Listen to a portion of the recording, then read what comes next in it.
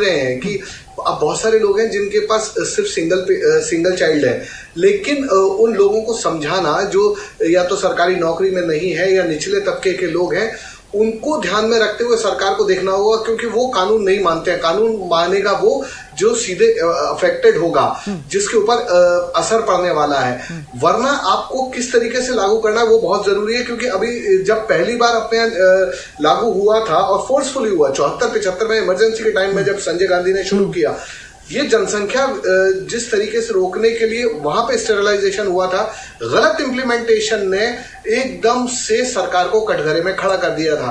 तो इसका इंप्लीमेंटेशन बहुत जरूरी है। और एक चीज और मैं जोड़ना चाहूंगा स्वप्निल, इंसानों को समझने की जरूरत है। हम नहीं, मैं इसीलिए अपनी बात को दोहरा रहा हूँ धीरज जी। मैं अपनी बात को दोहराने से पहले अपने बाकी गेस्ट को भी इंट्रोड्यूस कर दूं, फिर मैं आप ही के पास आ रहा हूँ। मेरे साथ नीलांबर झा जी हैं, कानूनविद हैं, साथ ही doctor Dhirendra Kumar population scientist हैं, और डॉक्टर प्रदीप चतुर्वेदी जी कांग्रेस नेता हैं। आप सबका भी स्वागत है न्यूज 18 राजस्थान पर। देखिए धीरज जी, मैं क्या कह रहा हूं, मैं ये कह रहा हूं अब नारे पर कानून लाओ, हम दो हमारे दो एनफोर्स करो और सारे सेक्शंस पर करो, सब पर करो, उसमें कोई कुछ नहीं होगा। और उसके बाद उधर से आप जागरूक करना चालू कर दो, हम दो हमारा एक। इसी कंडीशन पर मैं अभी फिलहाल जितना समझ पाया हूं इस टॉपिक को, उसी पर रहना चाहता हूं।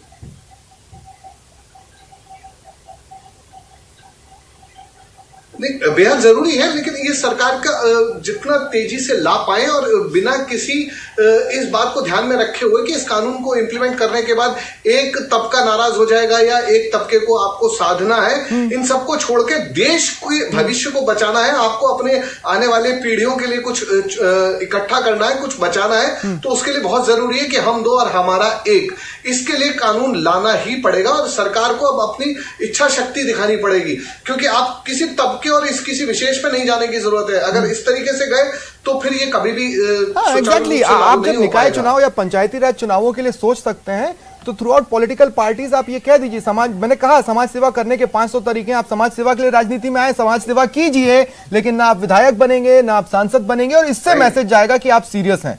इसके अलावा कुछ हो नहीं सकता। अब्दुल लतीफ जी, मैं आपके पास आ रहा हूं। अब्दुल लतीफ जी, अगर इस तरह का कानून बनता है तो क्या ऐसा क्यों पोर्ट्रेट है कि वो मुसलमानों के खिलाफ होगा, ऐसा क्यों समझा जाता है? नहीं, ऐसी कोई बात नहीं है कि मुसलमान ये समझते हो कि ये कानून हमारे लिए बन रहा है, बल्कि इस कानून के बनने से पहले इस कानून के दुश्मन हिंदू संगठन हैं जो ये कहते हैं कि नहीं, हमारे 10 बच्चे होने चाहिए, हमारे 40 बच्चे होने चाहिए, ज्यादा से ज्यादा बच्चे पैदा करो वरना मुसलमानों का राज आ जाएगा। तो ये तो दुश्मन तो खुद हिंदू संगठन है। नहीं तो अगर मान लीजिए उनको रोक दिया जाता है तो फिर मुसलमानों को आपत्ति नहीं होगी? तो आप उनके खिलाफ कार्रवाई तो कीजिए ना। जो लोग पॉपुलेशन बढ़ाने की बात करते हैं, बीजेपी के एमपी करते हैं, उनके खिलाफ क्या कर रहे हैं आप? कुछ भी नहीं हो रहा। नहीं तो मेरा सवाल यह है कि देखिए इस कानून के दायरे में तो हिंदू भी आएगा, दूसरी मेरी बात फिर मुसलमान भी आएगा। मेरा एक सवाल है, देखिए मेरा एक सवाल है इसके साथ साथ, हाँ, कि आप कानून बनाइए, उसको वंचित कर दीजिए। क्यों? हर आदमी जो कुछ भी खरीद रहा है टैक्स दे रहा है। जब टैक्स दे रहा है तो उसी टैक्स के बदले में आप उसको फैसिलिटीज दे रहे हैं, उसकी फैसिलिटीज बंद कर देंगे, आप टैक्स लेंगे नहीं? पर नियम लगा रहे हैं ना, अगर नियम लगेगा तो वो तो हिंदू और मुसलमान सभी पे बराबर से लगेगा। हो तो मुसलमानों को तो ऐतराज नहीं है, मुसलमान इसके लिए ऐतराज नहीं करते। सवाल ये है कि हिंदू भाई ऐतराज कर रहे हैं, वो कह रहे हैं कि 10 पैदा कीजिए। आपकी टीवी डिबेटों में खुलेआम आकर के कहते हैं, मैं मानता हूं, नहीं 10 पैदा कीजिए, मुसलमानों का मानता हूं, और उस तरह के बयानों की निंदा भी होती है और पार्टी उन बयानों से पीछा भी छुड़ाती है। लेकिन फिर मेरा एक सवाल यह है कि ये तर्क देना कि बच्चे तो कुदरत की देन है, ये भी तो तर्क आते हैं ना मुस्लिम कम्युनिटी की तरफ से। दें या ना दें, आप दें या ना दें, कुदरत की तो ये है ही, बगैर कुदरत के कुछ नहीं होता, हमारा ये मानना है। आप ना माने मर्जी आपकी, हम तो यही मानते हैं कि कुदरत के बगैर कुछ नहीं होता। और जो भी काम इसके लिए किया गया है पहले भी वो फेल हुए हैं। अभी आपने कह दिया आसाम में ये कानून नहीं लगेगा। क्यों नहीं लगेगा भाई? जब आपको लगाना तो हिंदुस्तान के हर आदमी के लिए एग्जैक्टली मैं शुरुआत से ये कह रहा हूँ कि एक भी सेक्शन को क्यों छोड़ना? इसमें न तो हिंदू मुसलमान होगा, ना इसमें अमीर गरीब होगा, ये लागू होगा तो सब पर होगा। सियासी मैं आऊंगा, मजबूरी है अब्दुल जी मैं आगे भी आपके, फिर सियासी मजबूरी, वक्त की जरूरत क्यों नहीं है? पॉपुलेशन बढ़ नहीं रही क्या? किसी को मुसलमानों का डर दिखाते हैं। नहीं, मुझे ये बताइए, पॉपुलेशन बढ़ नहीं रही क्या? और किसी को सियासत। अरे अब्दुल लतीफ जी, क्या पॉपुलेशन बढ़ नहीं रही है तेजी से? बढ़ रही है ना?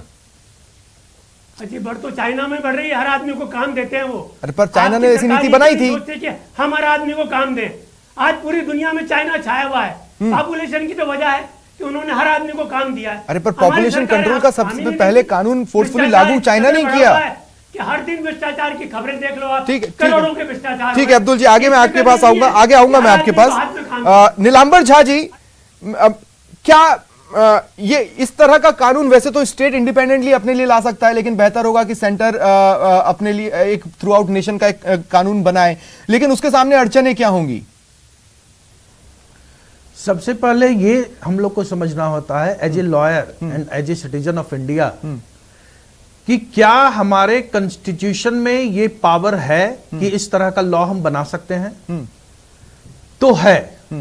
कॉन्स्टिट्यूशन 42nd अमेंडमेंट एक्ट हुआ था और उसमें हमने 7th शेड्यूल के कॉन्करेंट लिस्ट में एंट्री 20A डाली और उसमें हमने डाल दिया population control and family planning.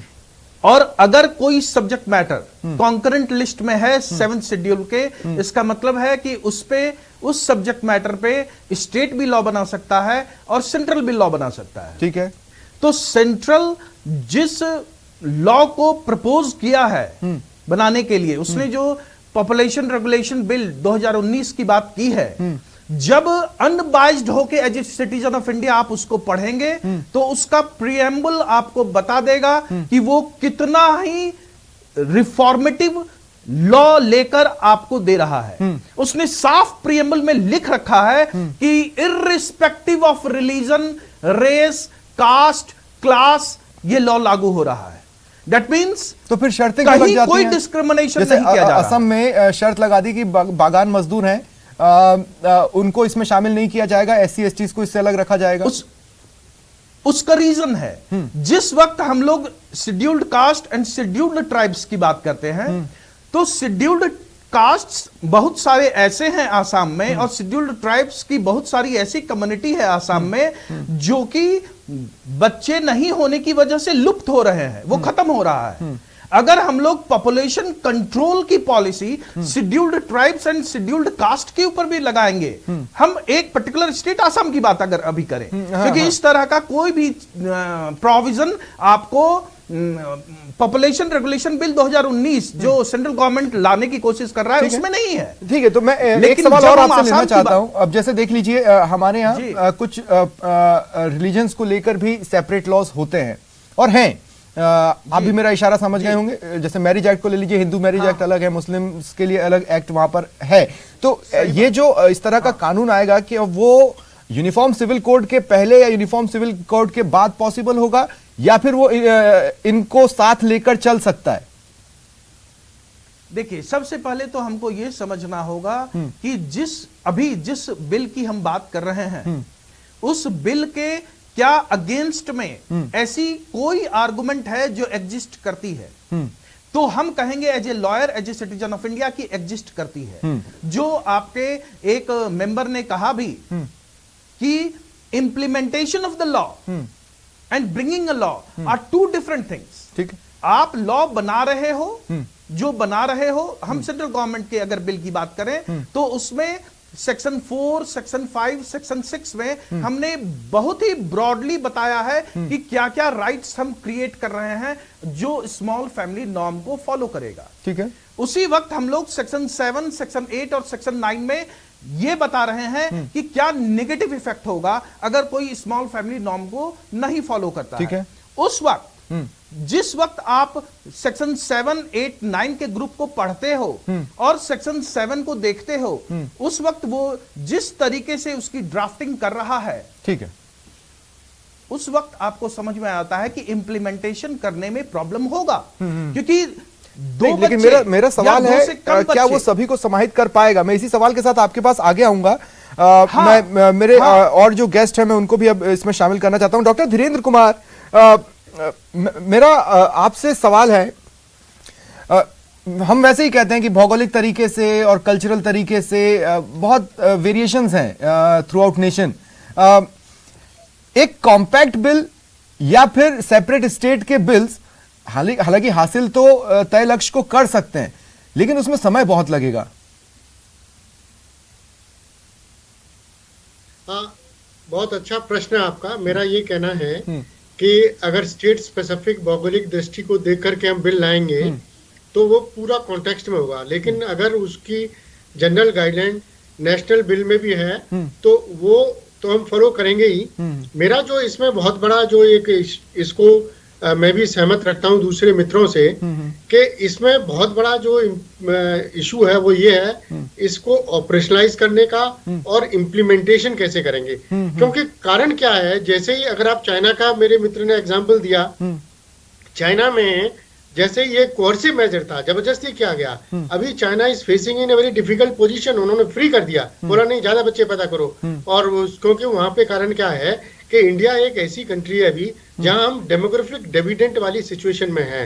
लेकिन हमारी प्रॉब्लम क्या है, ये जो विंडो अपॉर्चुनिटी है जहां पर वर्किंग पॉपुलेशन की ग्रोथ रेट टोटल पॉपुलेशन से ज्यादा है, लेकिन हम कन्वर्ट नहीं कर पा रहे इस अपॉर्चुनिटी को डिविडेंड में, तो इस वजह से हमें उसका फायदा नहीं मिल रहा है। दूसरा चीज है, जैसे अपन 2 बच्चे नहीं, लेकिन अगर आप उसका फायदा उठाना चाहते हैं तो उसके लिए आपको थ्रू आउट पॉलिसी चाहिए। मे बी जनसंख्या नियंत्रण उसका स्टार्टिंग पॉइंट हो सकता है, लेकिन जब भी हम उस फायदा उठाने वाली कंडीशन में ट्रांजिशन करेंगे तो वो ट्रांजिशन पीरियड तो हमेशा डार्क रहेगा ही रहेगा।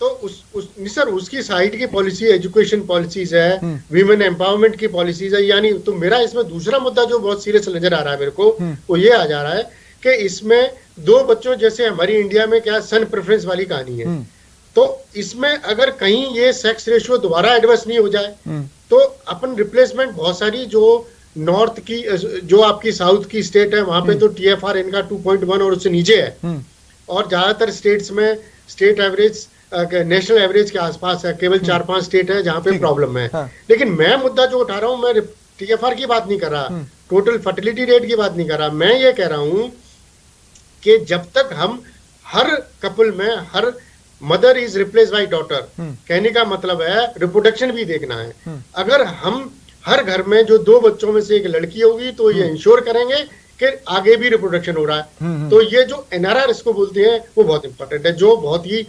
निराशाजनक है इंडिया में, जहाँ स्पेशली साउथ की स्टेट में, कि तो वो स्क्विड हो रहा है। ठीक है, मैं लौटूंगा और डॉक्टर प्रदीप चतुर्वेदी मैं आपके पास आऊंगा।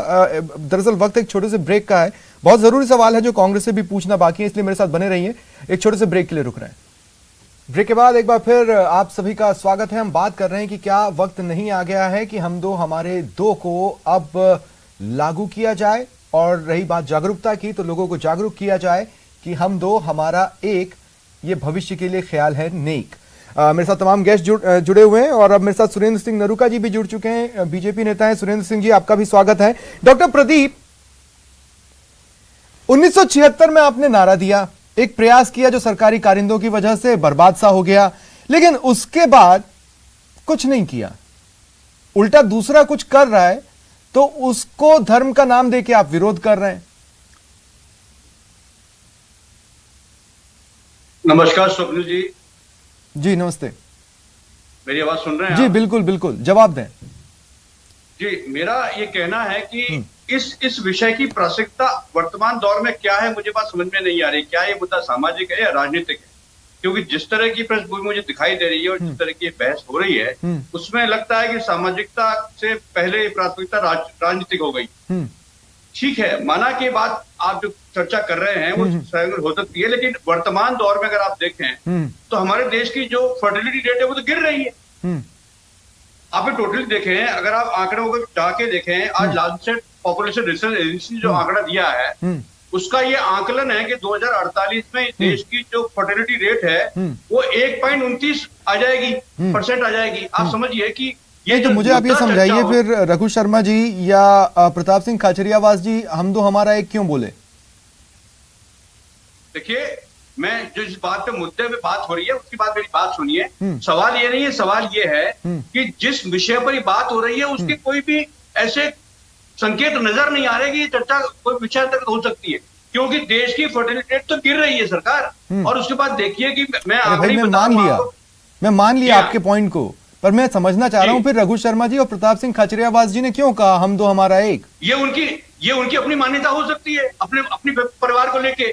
उसमें ये राष्ट्रीय बात और उस बात कहां से आएगी? पार्टी का जो स्टैंड है उसमें यह है कि हमारा ये कहना है हाँ। कि जब देश की जनसंख्या की वृद्धि दर गिर रही है तो इसकी ऐसी प्राथमिकता क्या है? आप समझिए कि 2014 में नरेंद्र मोदी जी प्रधानमंत्री बने, तब उन्होंने नारा दिया कि मेरे पास 65% युवा हैं, मैं ये कर रहा हूं, मैं वो कर रहा हूं। तब उन्होंने कहा, क्योंकि वस्तुस्थिति ये थी कि वो उन 65% युवाओं को रोजगार नहीं दे पाए।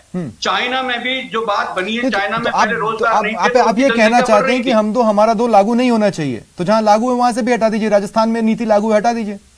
आपकी पार्टी का देखिए, यही सोचना है। मैं आपसे उन प्राथमिकताओं पर चर्चा कर रहा हूं जिसकी आज प्रासंगिकता है। जब देश की फर्टिलिटी रेट गिर रही है, आप देखिए कि 2000 में इस देश की फर्टिलिटी रेट जो थी वो 3.2 थी, हाँ। और 2016 में वो जब आई है तो 2.4 रह गई। और 2047 का जो आकलन है एजेंसीज का, उसमें 1% इस देश की फर्टिलिटी रेट रह जाएगी, ग्रोथ रेट। तो आप मुझे बताइए, जब ये रेट गिर रही है हाँ। और ये इसका आकलन नीचे आ रहा है, तो इसमें इस व्यवस्था को लागू करने की आवश्यकता पड़ क्यों रही है? बात ये हमारी समझ से बाहर है। क्या ये किसी वर्ग विशेष को लेकर कार्यक्रम चल रहा है? क्या ये सामाजिक तक चल रहा है? अगर किसी वर्ग विशेष चल रहा है तो मैं उनके भी आंकड़े आपको बताना चाहूंगा कि देश में 2001 में अगर हिंदू मुसलमान की आप फर्टिलिटी की बात भी करें तो उनकी भी रेट थी, 2001 में हिंदू की फर्टिलिटी रेट थी 19.92%, और 2011 में ये घटकर हो गई 16.76%। जहां तक मुसलमानों की बात आप करते हैं तो इस देश में मुसलमानों की वृद्धि दर जो हुई है 2001 में थी 29.5%, और 2011 में ये घटकर आई है 24.6%। चूंकि उनकी भी रेट में उनका वॉल्यूम बढ़ा है। और सर तो देखिए, उनको भी फर्क ऐसा पड़ है रहा कि बहुत तो लंबे समय तक आपने भी राज किया और बहुत लंबे समय तक बीजेपी ने भी राज किया। अगर हमारे देश का इंफ्रास्ट्रक्चर इतनी आबादी को सहने लायक होता तो बेड, दवा, हवा के लिए हमें तड़पना नहीं पड़ता। तो क्या कुछ होना ही नहीं चाहिए? स्वप्निल जी, आबादी आपके लिए बोझ नहीं है, लेकिन उसकी मूलभूत शिक्षा और उसके रोजगारी व्यवस्था नहीं कर पाना आपकी नाकामी है। आप उस नाकामी की बात तो नहीं करते हैं, लेकिन जहां तक बात अब करने की है कि चीन ने आज एक बच्चा पैदा करने का नियम बना करके आज वो वापस 3 बच्चे वाले नियम पे आ गया। रीजन कि उसके पास इंफ्रास्ट्रक्चर है, उसके पास सहूलियत है, उसके पास शिक्षा का क्योंकि ढांचा उसने है, उसके पास कंट्रोल करके उन डेवलपमेंट सबको ढांचा है। हासिल किया। तो उन्होंने आज पुनः कहा है कि 3 बच्चे पैदा कीजिए। मेरी बात समझिए आप, नहीं, मैं आपकी बात समझ रहा हूं। सुविधाएं नहीं है, शिक्षा करने की स्थिति नहीं है, इंफ्रास्ट्रक्चर नहीं है। तो ये आप इंफ्रास्ट्रक्चर तो नहीं कर देश पा में रहे, होना तो चाहिए फिर था ना। आप इस आजादी बात के पे इतने पड़ साल बाद मैक्सिमम टाइम आपने राज किया और अब बीजेपी कर रही है, तो वो बस चिंता जता के दूर हो गई, अपने आप को सरका लिया पीछे। तो फिर वो अपनी उनके सुविधा खिलाफ की लोग राजनीति आंदोलन कर में रहे बैठे हैं, नौकरी की मांग को स्वप्निल लेकर। जी, यूपी से निकल कर आकर दिल्ली में बैठे हुए हैं बच्चे नौकरी के लिए। मोदी तो सरकार यूपी सरकार को उस पर भी सुविधा जवाब की देना राजनीति चाहिए। कर रही लेकिन है। हाँ, ठीक है, ये सामाजिक सुरेंद्र सिंह नरूका जी, मैं आपके पास आ रहा हूं। मुझे ये इस्तेमाल कर रही बताइए, एक भी बहस नहीं संसद में इस पर, लेकिन 15 अगस्त के भाषण में प्रधानमंत्री नरेंद्र मोदी चिंता जरूर जताते हैं। बड़ी अजीब स्थिति। क्या होना चाहिए नहीं होना चाहिए, कुछ क्लियर कीजिए। नरेंद्र मोदी जी तो अपने हिसाब से चला रहे हैं। नरूका जी,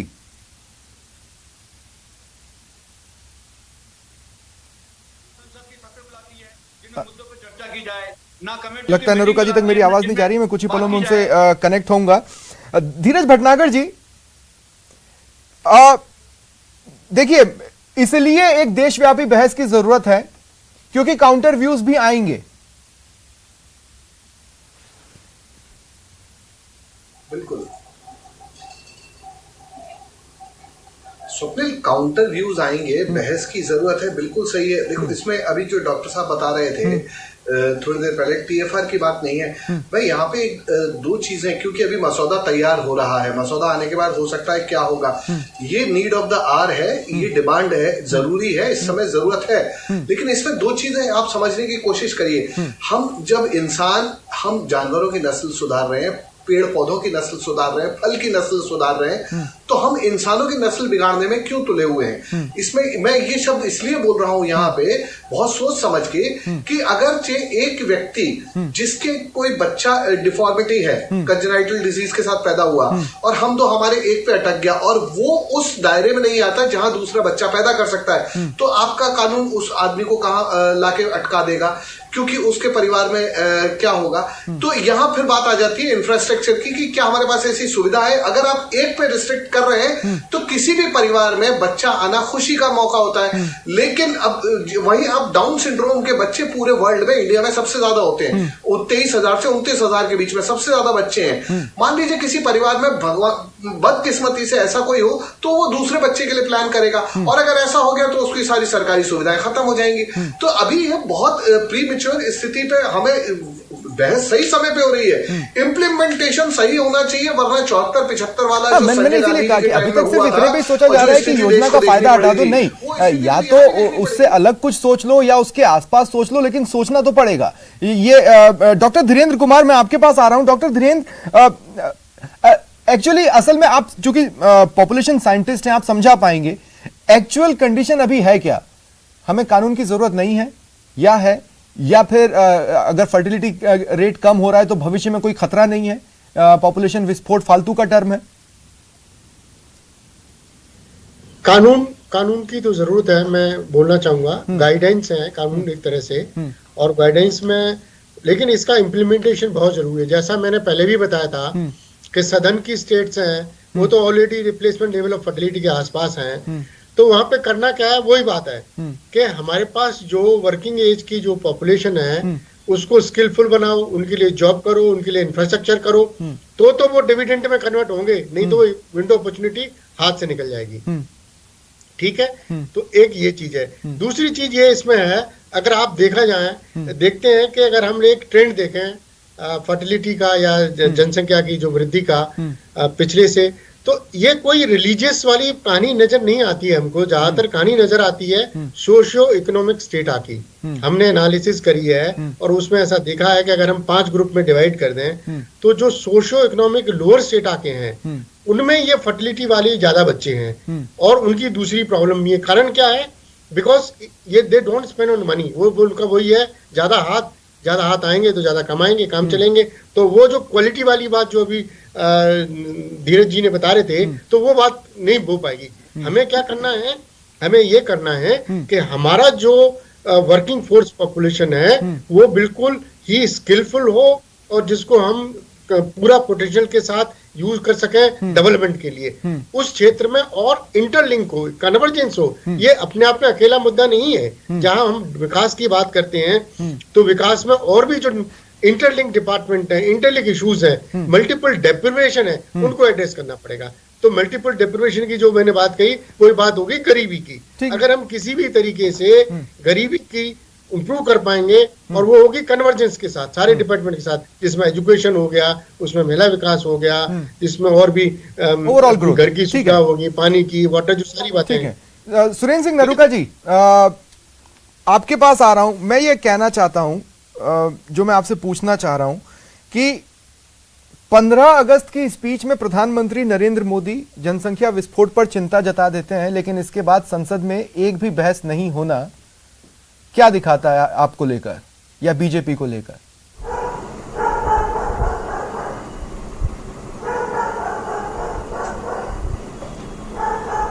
सुरेंद्र सिंह 15 अगस्त 2019 में जो मैं बोल रहा हूं, 15 अगस्त 2019 में जो प्रधानमंत्री जी ने जो स्पीच दी उसमें जनसंख्या को लेकर चिंता जताई। ये 15 अगस्त 2019 को ही नहीं, आप अगर पीछे जाएं तो सन 2000 के अंदर अटल जी की जब सरकार थी तो अटल जी की सरकार में उन्होंने इस जनसंख्या नियंत्रण को लेकर ही एक आयोग का गठन किया था। और वेंकटचलैया जो आयोग था, उस आयोग की रिपोर्ट जो उन्होंने ली वो भी इस जनसंख्या के नियंत्रण को, जनसंख्या का जो विस्फोट था उसको नियंत्रण को लेकर ही ली। आज संविधान के जो 42वीं अनुसूची के अंदर यह है कि कोई स्टेट गवर्नमेंट और सेंट्रल गवर्नमेंट इसमें कानून बना सकती है। कई स्टेट गवर्नमेंट जिसमें बीजेपी सरकार भी है, उन्होंने जनसंख्या नियंत्रण को लेकर कानून भी बनाया, लेकिन कोई भी कानून जबरदस्ती किसी पर थोपा नहीं जा सकता, जैसे सर्वोच्च न्यायालय के अंदर एक अभी हल्फनामा। तो आपके द्वारा शासित अलग अलग राज्यों में सेपरेट कानून की जगह आप एक नेशनल पॉलिसी क्यों नहीं सोचते? मैं इसीलिए पूछ रहा हूं कि देश की संसद में इस पर बहस अब तक क्यों नहीं हुई? सर जनसंख्या नियंत्रण के लिए हमेशा भारतीय जनता पार्टी की सरकार ने इस बारे में चिंतन किया, और इसके लिए आप केवल मात्र किसी के ऊपर जबरदस्ती कोई कानून लागू कर दे, उससे पहले उसकी भूमिका बनाना। मैं इसके बारे में कह रहा था, इसमें सबसे ज्यादा है साक्षरता। अगर आप एजुकेशन के अंदर किसी को आप एक्टिव कर देंगे तो उससे भी इसमें नियंत्रण का काफी होगा। मतलब अगर आपको भूमिका बनानी थी तो चुनाव जीतने के बाद से ही बनानी थी, अब इलेक्शन से पहले बना रहे हैं। नहीं, इलेक्शन आप केवल कहां की बात करें, आप यूपी की क्यों, आप अन्य प्रदेश की भी बात करें, आप राजस्थान की बात करें, गुजरात की बात करें। नहीं, मैं कह रहा हूं और भी अदर्स जो स्टेट है, उन अदर्स स्टेट में भी जो जनसंख्या नियंत्रण के पे कानून है, बाकायदा नगरपालिका के इलेक्शन में, पंचायत राज के इलेक्शन में, सरकारी नौकरी में, आप अनेकों प्रदेश है, महाराष्ट्र, बिहार, संसदीय चुनावों में ले आइए, विधानसभा चुनावों में ले आइए, छत्तीसगढ़, आगे तो बढ़ाइए कारवां। वो तो एक ही जगह रुका हुआ है। सवाल तो इसीलिए था। अब मैं नीलांबर झा जी आपके पास आ रहा हूं। नीलांबर झा जी, एक घटनाक्रम मेरे सामने आया। उत्तराखंड सरकार ने पंचायत चुनावों में लड़ने से रोकने का फैसला किया 2 से अधिक बच्चे वालों को। मामला हाईकोर्ट में गया। हाईकोर्ट ने इस मानदंड की शर्त को केवल उन पर लागू कर दिया जिन्हें जिला पंचायत में चुनाव लड़ना था। मतलब कोर्ट ने कुछ तो रीड किया होगा, क्या पॉइंट हो सकता है? देखिए, 2 चीज है। जब हम कोई लॉ बना रहे होते हैं तो वो बेसिक लेवल से शुरू कर रहे होते हैं, इसीलिए हाईकोर्ट ने भी बेसिक लेवल से इसको शुरू करने की बात की है। लेकिन उसी वक्त जब हम देखते हैं कि जो central government population regulation bill 2019 लाई है, लाने की कोशिश कर रही है, उसके सेक्शन 9 में उसने एमपी को भी कवर अप किया है, एमएलए को भी कवर अप किया है, पंचायत के सिस्टम के जो लोग हैं उनको भी कवर अप किया है, उसने सारे लोगों को लिया है। तो उत्तराखंड में जब भी कोई न्यू लॉ लाया जा रहा है तो ऑटोमेटिक है कि हम ट्रायल बेसिस पे लोएस्ट लेवल से शुरू कर रहे हैं। लेकिन सेंट्रल पॉलिसी जो बन रही है वो एमपी, एमएलए, पंचायत लेवल सबको कवर कर रही है। तो ये हम नहीं कह सकते हैं कि किसी भी तरह का कोई डिस्क्रिमिनेशन किया जा रहा है। लॉ बहुत ही बेहतरीन रूप से बनाया जा रहा है। जो भी इश्यूज आज के डिस्कशन में उठाए गए हैं, जब आप पॉपुलेशन रेगुलेशन बिल 2019 पढ़िएगा, उसमें आपको इन सारे इश्यूज का आंसर मिल जाएगा। सबसेक्शन 2 ऑफ सेक्शन 4 के क्लॉज बी को आप देखिए, वहां पे एक बात लिखी गई है, inter sectoral and inter ministerial. मैं ये जानना चाहता हूं कि क्या इस कानून में ये भी हिस्सा नहीं होना चाहिए, जैसा कि अब्दुल लतीफ जी ने कहा कि कुछ चेहरे आके बोल देते हैं कि भाई तुम 10 बच्चे पैदा करो, तो उनको ऐसे स्टेटमेंट्स को, इस तरह के बयानों को क्राइम की कैटेगरी में लाया जाए, देश विरोधी माना जाए? देखिए, सबसे पहले हमको यह समझना होगा कि आर्टिकल 19(1)(a) है हमारे सिटीजन के पास कॉन्स्टिट्यूशन ऑफ इंडिया में। तो right of freedom of speech and expression है। अगर आपको उस राइट को रोकना है, उस freedom of speech and expression के राइट को रोकना है, तो वो रीजनेबल रिस्ट्रिक्शंस भी आपको आर्टिकल 19 में बताया गया है। हाँ। आप उसके बाहर काम नहीं कर सकते हैं। हम एक रिफॉर्मेटिव लॉ बना रहे हैं, उसमें अगर इस तरह का हम प्रोविजन डालने लगे कि कोई व्यक्ति कुछ आके बोलेगा नहीं कि 10 बच्चे पैदा करो या 40 बच्चे पैदा करो और उनको आप सजा दीजिए, this is not the way in which law is made. Law बनाने का एक तरीका होता है। ठीक है, अब्दुल लतीफ जी, मैं आपके पास आ रहा हूं। देखिए, अगर कानून बनेगा तो वो सब पर लागू होगा। मुझे लगता है कि कुछ सेक्शंस जिन्हें ये प्रॉब्लम हो सकती है कि भाई कानून आया है, उसके पीछे हो सकता है साजिश हो या चुनाव हो या वोट बैंक की राजनीति हो। मैं आपसे इंडिपेंडेंटली आपकी राय पूछना चाहता हूं, आपको क्या लगता है, कानून होना चाहिए या नहीं होना चाहिए? देखिए, मेरी राय तो ये है, अगर मेरी पर्सनल राय आप जानना चाह रहे हैं तो मैं ये समझता हूं कि इस कानून की कहीं जरूरत नहीं है। ठीक है, बल्कि जरूरत इस बात की है कि जो हमारे देश के अंदर प्रॉब्लम क्रिएट हो रही है, उसको एड्रेस ज्यादा जनसंख्या की वजह से उसको किया जाए, वो तो ज्यादा सही होगा। लेकिन हम उसकी बजाय जनसंख्या पर कंट्रोल करें, पैदावार ही रुकवा दें, तो एक दिन चाइना की तरह हमें भी कहना पड़ेगा कि भाई तुम बढ़ाओ, क्योंकि सिस्टम ये सारा सिस्टम जो भी कुछ है ये इंसान के हाथ में नहीं है। बहुत सी ऐसी हमारे पास महिलाएं हैं कि जिनको पूरी उम्र गुजर गई, बच्चा ही नहीं हो रहा है। बहुत सी ऐसी हैं। तो अब ये तो सब कुदरत के तरीके हैं, जिसको चाहे हम माने या ना माने, ठीक है, ये अलग बात है। लेकिन हमें ये समझ लेना चाहिए कि जो भी कानून बने, वो कानून जो बनाने जा रहे हैं उसमें बहुत सारी ऐसी खामियां होंगी जो इम्प्लीमेंट ही नहीं होगा।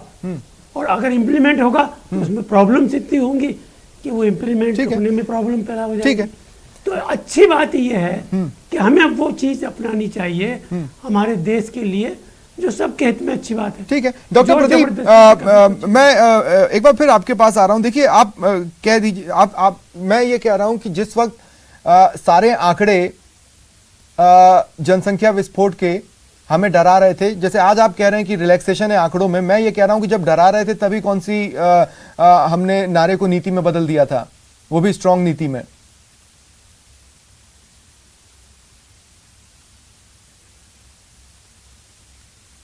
डॉक्टर प्रदीप जी आप प्रश्न दोबारा करें। जी, मैं ये कह रहा हूं, आज आप कह रहे हैं कि आंकड़े जब डाउनवर्ड हिल दिखा रहे हैं तो फिर कानून की क्या जरूरत है, उसके पीछे कुछ मोटिव हो सकता है। मैं ये कह रहा हूं कि जिस समय आंकड़े डरा रहे थे और बढ़ रहे थे, उसी वक्त हमने कौन सा नारे को नीति में बदला था?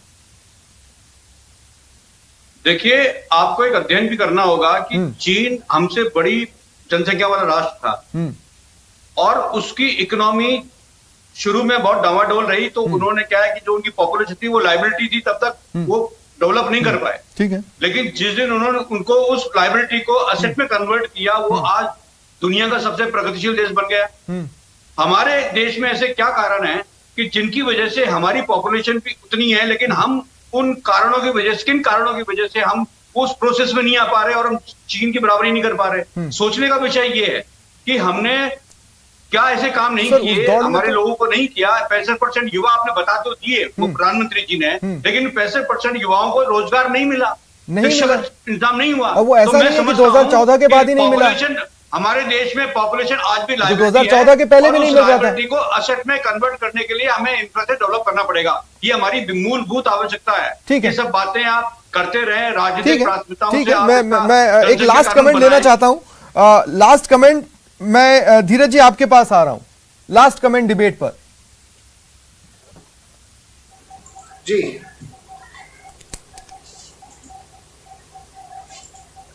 स्वप्निल, मेरा कहना यह है कि बिल्कुल इस विषय पे बात होनी चाहिए, इम्प्लीमेंटेशन बहुत मजबूत हो।